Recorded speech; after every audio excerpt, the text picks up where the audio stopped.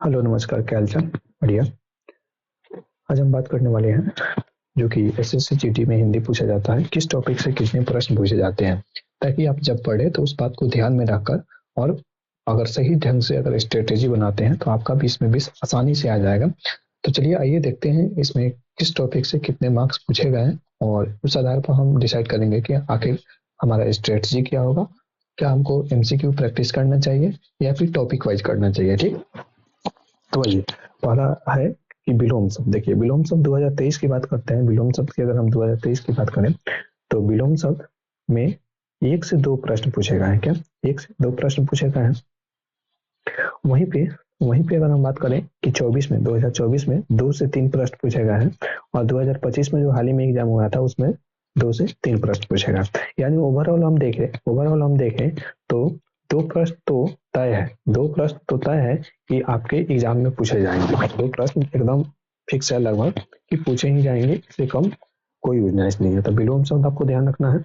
उसके बाद अगर हम ये 1 नंबर हो गया, उसके बाद हम 2 नंबर की बात करें, पर्यायवाची शब्द। क्या 2 नंबर में है पर्यायवाची शब्द। पर्यायवाची शब्द में बात करें तो 2023 में अगर 1 से 2 प्रश्न पूछे गए हैं, 2024 में 2 प्रश्न पूछे गए हैं और 25 में 1 से 2 प्रश्न पूछे गए। 1 से 2 प्रश्न कहने का मतलब है कि किसी सेट में 1 प्रश्न पूछा गया और किसी सेट में, क्योंकि आपका जो एग्जाम होता है एक दिन और एक एक टाइम शिफ्टिंग में नहीं होता है, अलग अलग शिफ्ट में होता है। ठीक, तो किसी शिफ्ट में 1 प्रश्न रहा तो किसी शिफ्ट में 2 प्रश्न रहा। ठीक, तो इस आधार पर हम कह सकते हैं कि जो 2025 का जो एग्जाम होने वाला है, जो अभी होगा इसी वर्ष, सॉरी 2026 वाला जो होने वाला है, तो उसमें भी कितना रहने की आशा है। तो 1 से 2 हम मानकर चल सकते हैं। क्या 1 से 2 मानकर चल सकते हैं। उसके बाद अगर हम 3 नंबर की बात करें, मुहावरा एवं लोकित्या की, मुहावरा एवं लोकित्या की बात करें तो 2023 में भी 2 प्रश्न, 2024 में भी 2 प्रश्न और 2025 में भी 2 प्रश्न। इस आधार पर हम कह सकते हैं कि 2026 का एग्जाम होगा उसमें भी कितना प्रश्न पूछा जाएगा, उसमें भी 2 प्रश्न पूछा जाएगा। कितना प्रश्न पूछा जाएगा, उसमें भी 2 प्रश्न पूछा जाएगा। ठीक, उसके बाद हम अगले टॉपिक की बात करते हैं। अगले टॉपिक की बात करते हैं वाक्यांश के लिए एक शब्द। ठीक है, वाक्यांश के लिए मतलब कोई एक वाक्य दिया गया रहता है और उसके बदले में एक शब्द का चुनाव करना रहता है। ठीक, तो 2023 में 2 प्रश्न पूछे गए, 2024 में 2 से 3 प्रश्न पूछे गए और 2025 में 2 से 3 प्रश्न पूछे गए।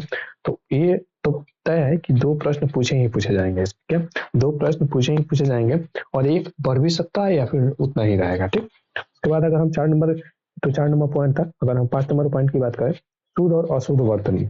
ठीक, तो इसमें एक प्रश्न आपके पूछे जाने की भरपूर संभावना है, क्योंकि 23 में भी 1 प्रश्न, 24 में भी 1 प्रश्न और 25 में किसी में था और किसी में नहीं था, लेकिन हम एक प्रश्न उसको मानकर चलेंगे। ठीक, उसके बाद अगर हम आगे बात करते हैं, 6 नंबर की बात करते हैं वाक्य शुद्धि की। क्या वाक्य शुद्धि की, तो 2023 के एग्जाम में 2 प्रश्न पूछे गए, 2024 में 2 से 3 प्रश्न पूछे गए और 25 में 2 से 3 प्रश्न पूछे गए। इस आधार पर हम कह सकते हैं कि 2 प्रश्न एकदम फिक्स है। ठीक है, 2 प्रश्न पूछे ही पूछे जाएंगे वाक्य शुद्धि को लेकर। ठीक है, तो वाक्य शुद्धि आपको बहुत बढ़िया से तैयार कर लेना है, बहुत बढ़िया से प्रिपेयर कर लेना है, प्रैक्टिस करना है और डे बाय डे आपको क्या करना है, मॉक तो लगाते ही रहना है। ठीक, 7 नंबर की बात करें, रिक्त स्थान की पूर्ति कीजिए। क्या 7 नंबर है रिक्त स्थान की पूर्ति कीजिए।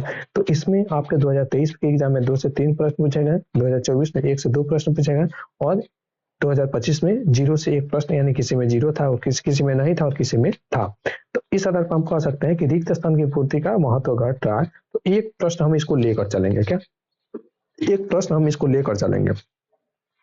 उसके बाद 8 नंबर टॉपिक की बात करते हैं, वाक्यांश का प्रतिस्थापन। क्या वाक्यांश का प्रतिस्थापन, 2023 के एग्जाम में 2 प्रश्न पूछे गए थे, 2024 के एग्जाम में 1 प्रश्न पूछे गए थे और 2025 के एग्जाम में किसी में था और किसी में नहीं था। इस आधार पर हम कह सकते हैं वाक्यांश के लिए प्रतिस्थापन मतलब कोई वाक्य का अंश दिया जाता है और उसके स्थान पर कौन सा शब्द, उपयुक्त शब्द आ सकता है, ये तो हम कह सकते हैं कि एक प्रश्न की चांस बनता है। 2026 का जो एग्जाम होगा यहाँ से एक प्रश्न की चांस बनता है। उसके बाद संज्ञा एवं लिंग की बात करते हैं। संज्ञा एवं लिंग की बात करें तो इसमें 2023 के एग्जाम में भी किसी शिफ्ट में था और किसी शिफ्ट में नहीं था, 2024 में भी सेम पैटर्न रहा, 2025 में भी सेम पैटर्न रहा। तो हम मानकर चलेंगे कि एक प्रश्न हो सकता है कि यहाँ से भी रहे। क्या एक प्रश्न यहाँ से भी रहे। उसके बाद अगर हम बात करते हैं सर्वनाम, क्रिया, काल, कारक, विशेषण, अवयव एवं वाक्य रचना की। ठीक, सर्वनाम, तो यहाँ से आपको एक प्रश्न देखने को मिल सकता है। क्या इसको भी हम लेकर चलते हैं कि यहाँ से एक प्रश्न देखने को मिल सकता है।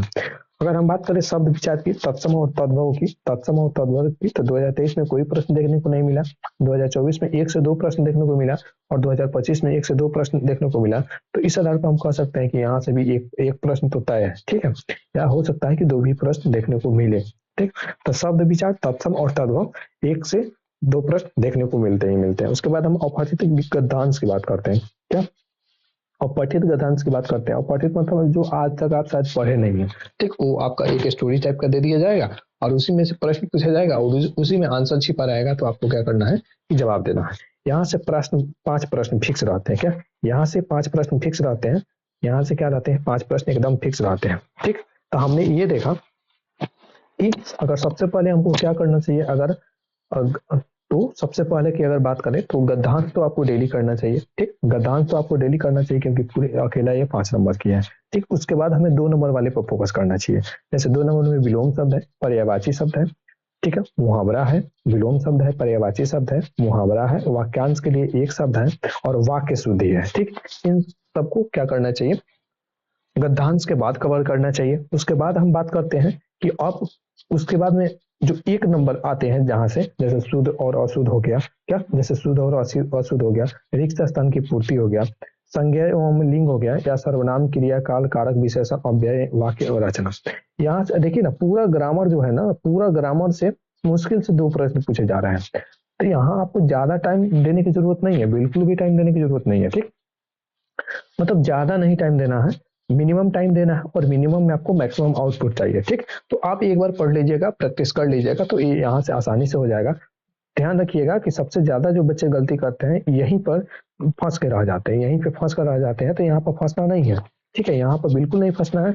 हमें क्या करना है कि डेली बेसिस पर हमें या तो आप टॉपिक वाइज कवर कर लीजिए, या तो आप टॉपिक वाइज कवर कर लीजिए, या फिर ऐसा प्लान बनाइए कि हमको क्या करना है, डेली 20 पर्यायवाची शब्द याद करना है, 20 मुहावरा याद करना है और एक अपठित गद्यांश कर लेंगे और फिर कर लेंगे वाक्यांश के लिए 1 शब्द 10 प्रश्न, यानी 50 आपको क्या करना है, 50 आपको पर्यायवाची, 20 पर्यायवाची हो गया, 20 मुहावरे हो गए और 10 क्या हो गया, वाक्यांश के लिए 1 शब्द हो गया। और हम विलोम शब्द को भी ऐड कर लेंगे। धीरे धीरे हम स्टार्टिंग करेंगे 50 से और धीरे धीरे उसको हम 100 कर देंगे। तो आने वाला जो समय होगा 1 से 2 महीने में हम इसी स्थिति में होंगे कि अगर यहाँ से कोई भी प्रश्न पूछे जाते हैं तो गलती होने की बहुत ही कम संभावना रहेगी। आशा है कि आपको यह एनालिसिस पसंद आया होगा। तो मिलते हैं नेक्स्ट वीडियो में नए टॉपिक के साथ। तब तक पढ़ते रहिए अपना और अपनों का ख्याल रखिए। Thanks for watching this video.